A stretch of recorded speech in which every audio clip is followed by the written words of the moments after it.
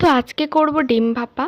তো তার জন্য এখানে আমি ২ টো ডিম সেদ্ধ করতে বসিয়ে দিয়েছিলাম। আর এদিকে আমি পেস্টের জন্য নিয়েছিলাম কালো সর্ষে, সাদা সর্ষে, কাজু আর ৩-৪ টে কিশমিশ দিয়েছিলাম। আর এদিকে ডিমটা সেদ্ধ হয়ে গেলে সেটাকে দুভাগ করে আমি চাকু দিয়ে কেটে নিচ্ছি।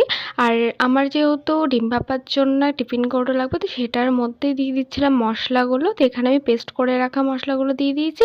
আর নুন, পরিমাণ মতো হলুদ আর অল্প চিনি দিয়ে এটাকে ভালো করে মাখিয়ে নিয়েছি। আর তারপর এক এক করে এখানে আমি ডিমগুলো দিয়ে দিচ্ছি। আর এখানে না আমি চামচের কাজটা চাকু দিয়ে করছিলাম, বেশ ভালোই হচ্ছিল। আর হ্যাঁ, আমি ওপর থেকে সর্ষের তেলও দিয়েছিলাম, যেটা আমি বলতে ভুলে গেছিলাম। আর মশলাটা ধুয়ে একটু জল দিয়েছিলাম, তো তারপর এটা আমি ঢেকে দেবো। আর কড়াইয়ের মধ্যে জল দিয়ে দেবো, তারপর টিফিন কৌটোটা এটা দিয়ে দেবো। আর অল্প আঁচে আমি এটাকে ভাপিয়ে নিয়েছি কিছুক্ষণ। তো এটা খোলার পর দেখো কত সুন্দর হয়েছে, আর এটা খেতে অনেক টেস্টি ছিল। তো আজকের জন্য এটুকু।